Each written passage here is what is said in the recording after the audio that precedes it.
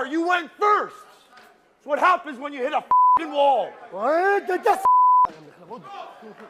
big drive. But the match stops there and Shakadze tries for the puck. we're gonna do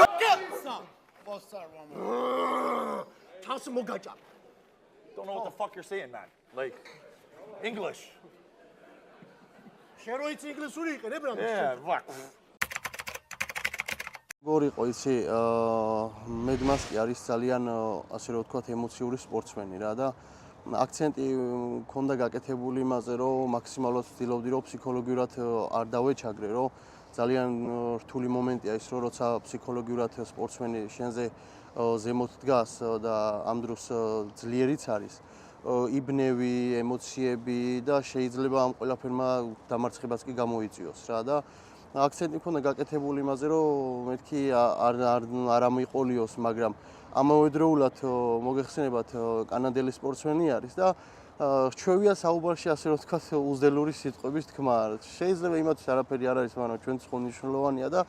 ამ ემოციებმა გამოიწვია რომ ბოლოს ისე გამოვიდა რომ მე გამოვედი უზრდელი ასე რომ ვთქვათ რომ ერთი-ორჯერ გავიუზდელე რა და კი ეხლა უყურებ ჩემ ვიდეოს ხოლმე მწვენია ჩემი საქციელის მაგრამ ცოტა არასპორტული კუთხით ჩადა მაგრამ რა ვქნათ ეს ემოციები ბრძოლა და რა ვიცი ყველაფერმა მაგრამ მე მგონი დაგეხმარა კი დახმარებით კი რა ის ბრძოლის შინი და ის აგრესია და ეს ყველაფერი მაქედან მოდის ის სიძლიერე და ის არა და რა ვიცი ესე გამოვიდა სანამ მაგაზე გიპასუხებთ წინა დღეს პრესკონფერენციაზეც ბანკეტი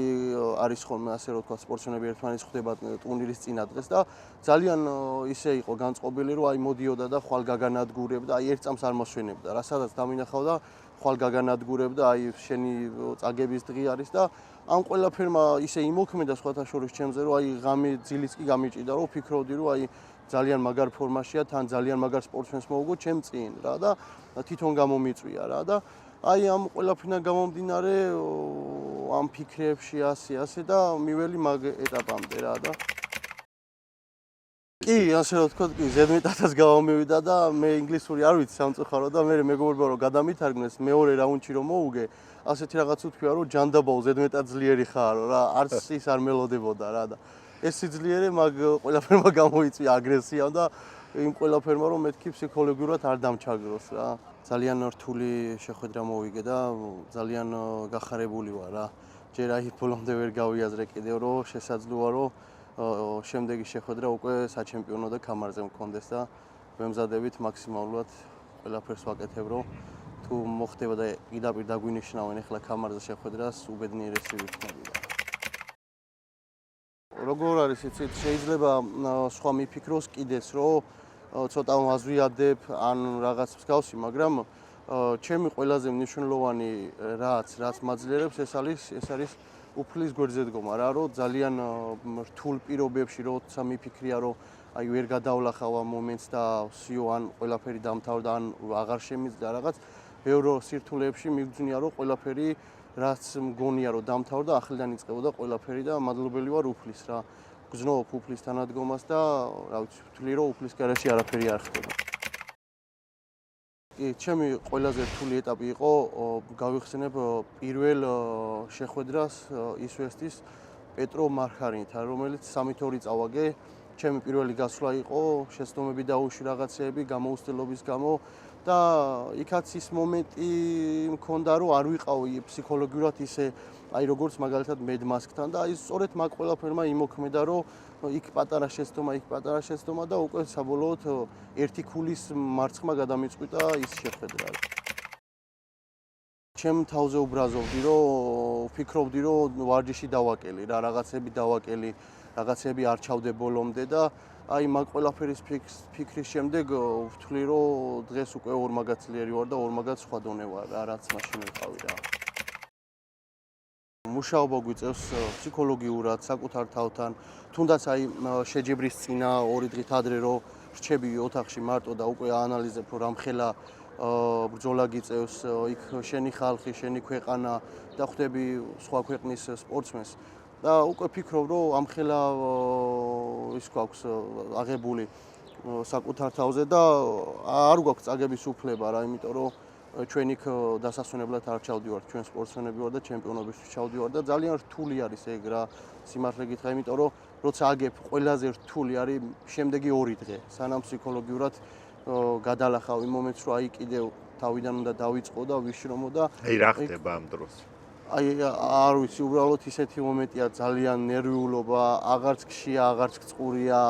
1-2 დღე აღარც ვარჯიში გინდა, უბრალოდ შენ თავთან გინდა მარტო დარჩე და ფიქრობ რომ რა დააკელი რითი ხარ სხვაზე ნაკლები და ყველაზე რთული ის არის რომ შეიძლება აღმოჩნდეს სპორტსმენი ძალიან ძლიერი და მარტივად გაჯობოს და იტყვი რომ აი სხვა დონე არის, სხვა სპორტსმენი არის და ცოტა ეგ უფრო კიდევ სიმშვიდეს მოგიტანს, მაგრამ აი როცა ბრძოლაში ხარ და ერთი საფეხური გაკლია ჩემპიონობასთან და ის ერთი საფეხური ვერ ადიხარ, აი ეგ არის ყველაზე რთული რომ შეგიძლია და რაღაც ვფიქრობ რომ ანუ შენ გამოდის რომ შენ თავს შენ დააკელი, რაღაც არის შრომე კარგად დარბაზში არ გააკეთე სწორად რაღაც და მე ვცდილობ რომ ყველაფერი სწორად გააკეთო და მეტი და მეტი რა.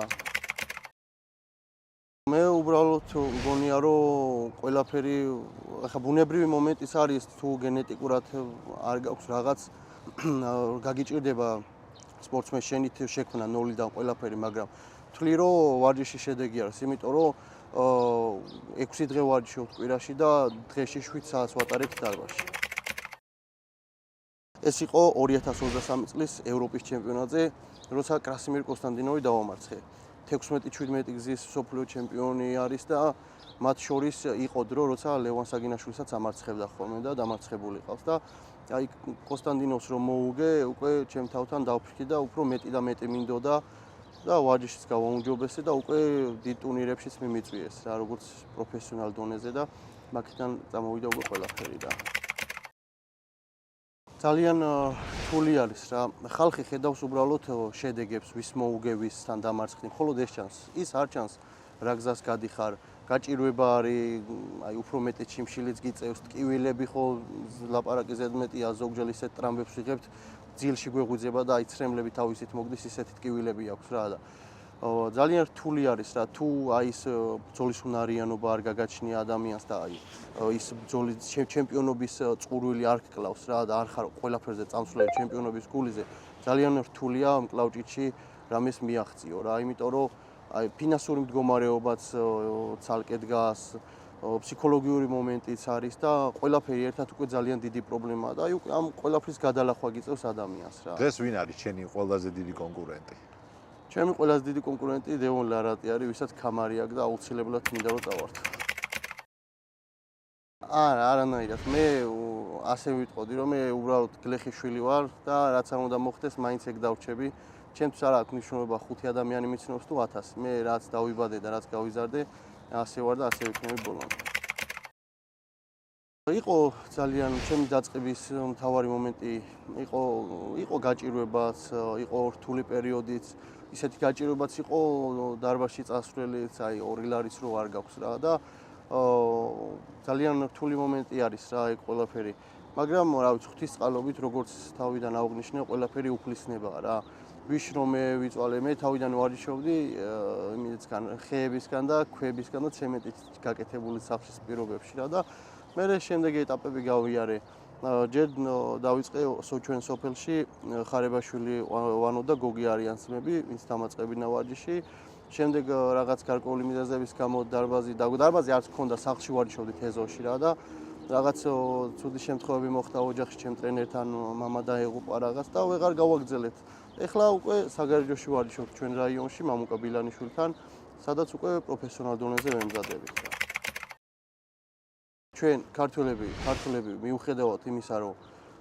ყველაზე უმთავრესი რაღაც კლავჭიც აქვს ფინანსები, რაც არ აქვს რა და მაგის მიუხედავად ყველაზე მაგარი საქართველო არის, იმიტომ რომ გუნდური ჩემპიონებიც ვართ და რა ვიცი, სოფლიო ევროპა, ისვესტი საუკეთესო ეტაპზე. ეშინიათ ჩვენი მკლავი? კი, რა თქმა უნდა, დიახ. იმიტომ რომ ვცდილობენ რომ ქართულს აერითმო ყველა, იმიტომ რომ იციან რომ რა ვიცი, თითქმის კლავჭაში კი არა ყველა სპორტში ჩემპიონები ვართ ქართველები რა და ეს უკვე სისხლი და გენეტიკიდან მოდის. კი, აი თქვენ წარმოიდგინეთ და ყველაზე რთული ეტაპიც შეიძლება ეს გამოდგეს, იმიტომ რომ დაწყებით მომენტში შეიძლება შეცდომები გაგეპაროს, მაგრამ ეხლა შეცდომების დაშვების უფლება აღარ გვაქვს. თან ლარატი ისეთი სპორტსმენი არის, რომ აი გენიოსი ადამიანი არის პირდაპირ რა, როგორც პატარა შეცდომას გააპარებ, აი ფიზიკურად ვერც გამოაპარებ შეცდომას რა. შეცდომას დაუშვებ თუ არა, აი ძალიან განანებინებს, არაფერს არ გაპატიებს საერთოდ და ვცდილობთ რომ მაქსიმალურად შეცდომები არ დაუშვათ, მაქსიმალურად გავაუმჯობესოთ ვარჯიში, ყველაფერი სწორად გავიაროთ, ტრამვებს თავი ავარიდოთ, რაც უმთავრესი არის ჩვენ სპორტში და ასე რა და თავარი არის ახლა ის რომ ძალიან დიდ დროს გავატარებთ დარბაზში ტრენერთან ერთად. რა თქმა უნდა, ლარატის არ დაუფასებულობა არ შეიძლება, იმიტომ რომ ლარატი მართლა აი არ ვიცი, მეცნიერი ადამიანი არის პირდაპირ, იმიტომ რომ 51 წლის არის და არ ვიცი, ჩემპიონია დღესაც რა. მთელი ცხოვრება ჩემპიონი იყო ლარატი აი. მაგრამ შენ გჯერა რომ შენ გახდები ჩემპიონი შემდეგ. ჯერა იქიდან გამომდინარე რომ ვარ ქართველი, ვარ ქრისტიანი, წამს უფლის და ღვთისწყალობით ყველაფერი კარგად იქნება რა. ჯერა რომ გავხდები ჩემპიონი რა.